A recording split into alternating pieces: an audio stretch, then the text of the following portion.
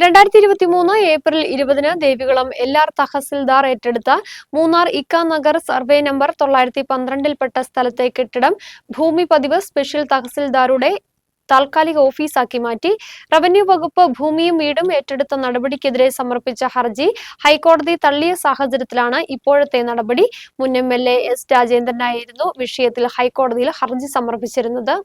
2023 April 20 ഭൂമിയും വീടും land revenue കമ്മീഷണറുടെ ഉത്തരവിനെ തുടർന്ന് ദേവികുളം LR തഹസിൽദാർ ഏറ്റെടുത്തത്. ഈ ഭൂമിക്ക് പട്ടയമുണ്ടെന്നും എന്നാൽ പട്ടയത്തിൽ തെറ്റായ നമ്പറാണ് രേഖപ്പെടുത്തിയിരിക്കുന്നതെന്നും ഇത് മാറ്റണമെന്നും ആവശ്യപ്പെട്ട് മുൻ MLA S രാജേന്ദ്രൻ സബ് കളക്ടർക്ക് പരാതി നൽകിയിരുന്നു. പരിശോധനയിൽ രാജേന്ദ്രന്റെ കൈവശമുള്ള നമ്പറിൽ പട്ടയം നൽകിയിട്ടില്ലെന്ന് കണ്ടെത്തി. തുടർന്ന് അപേക്ഷ തള്ളി. ഇതേ തുടർന്ന് രാജേന്ദ്രൻ ലാൻഡ് റവന്യൂ കമ്മീഷണർക്ക് അപ്പീൽ നൽകി. അപ്പീൽ തള്ളിയതിനെ തുടർന്നാണ് രാജേന്ദ്രൻ ഹൈക്കോടതിയെ സമീപിച്ചത്. ഹൈക്കോടതി കൂടി രാജേന്ദ്രന്റെ ഹർജി തള്ളിയ സാഹചര്യത്തിലാണ് റവന്യൂ വകുപ്പ് സ്ഥലത്തെ കെട്ടിടം ഭൂമി പതിവ് സ്പെഷ്യൽ തഹസിൽദാരുടെ താൽക്കാലിക ഓഫീസാക്കി മാറ്റിയത്.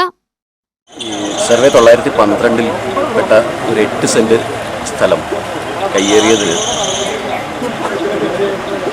ഭൂസംരക്ഷണ നിയമപ്രകാരം കേസെടുത്ത് ഒഴിപ്പിക്കാൻ ഉത്തരവാവുകയും 2023 ഏപ്രിൽ മാസത്തിൽ ആ സ്ഥലവും അതിലിരിക്കുന്ന കെട്ടിടവും ഒഴിപ്പിച്ച് സർക്കാർ കസ്റ്റഡിയിൽ എടുത്തതുമായിരുന്നു.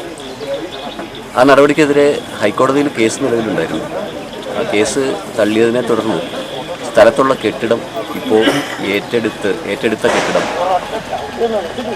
LA സ്പെഷ്യൽ തഹസിൽദാരുടെ താൽക്കാലിക ഓഫീസ് പ്രവർത്തിക്കുന്നതിന് വേണ്ടി ഇന്ന് LA തഹസിൽദാർക്ക് കൈമാറി കൊടുക്കുക മാത്രമാണ് ചെയ്തത്.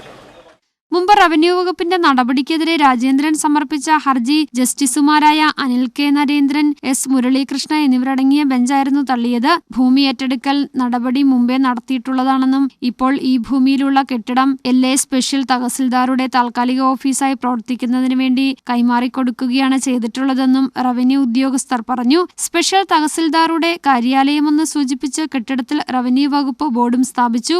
News bureau, Munnar.